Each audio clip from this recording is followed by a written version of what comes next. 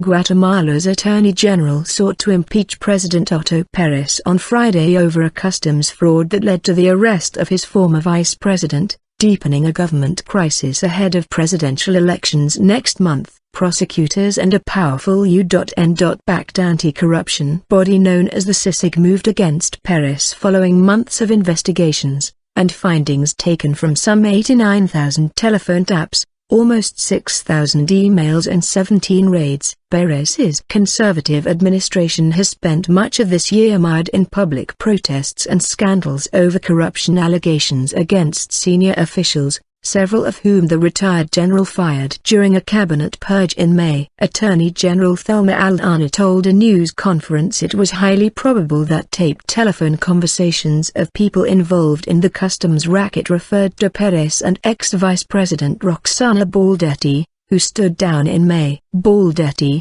who was arrested on Friday while she was receiving treatment at a hospital, is suspected of illicit association, bribery and fraud linked to the customs racket known as Linea, said another senior prosecutor, Francisco Sandoval. Perez, whose Patriot Party is way behind in polls before a first round of voting on September 6, said little on Friday.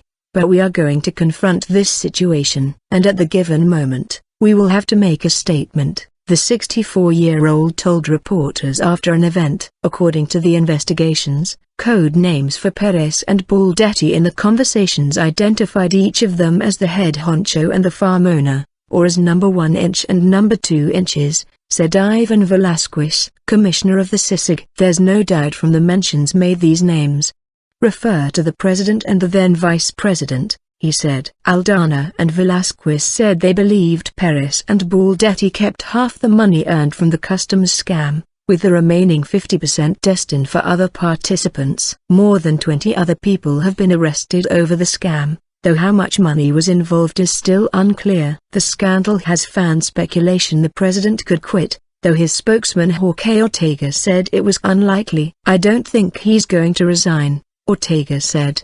There's a group of political advisors who will provide the executive with a series of options following these latest developments. Last week, Perez narrowly avoided losing his presidential immunity from prosecution when not enough Congress members voted to revoke it so he could be investigated over the scandals. If the Supreme Court approves prosecutors' impeachment request, Congress would still have to give its consent. Baldetti has denied wrongdoing but quit after reports that she was involved in illegal payment of fees to avoid customs duties. Her chief aide, who is also implicated in the scandal, disappeared after joining her on a trip to South Korea in April. The anti-corruption investigations led by the CICIG have also hit the center-right opposition Linea party, whose election candidate Manuel Baldizan is leading opinion polls. No candidates are expected to win more than 50% of the vote on September 6, so the presidential election is likely to move to a second-round runoff on October 25. Guatemalan law bars the president from seeking re-election.